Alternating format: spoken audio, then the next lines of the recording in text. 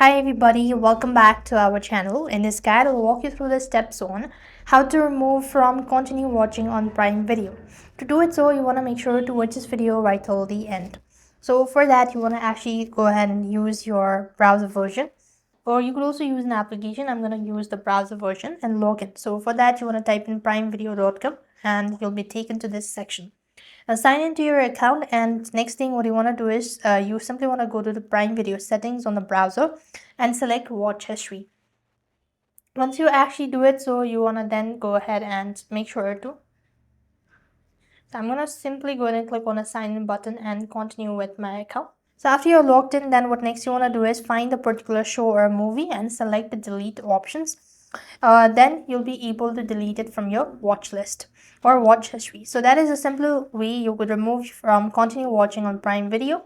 I hope the video was helpful. Make sure to like, share and subscribe to our channel. Thank you for watching. See you in the next video.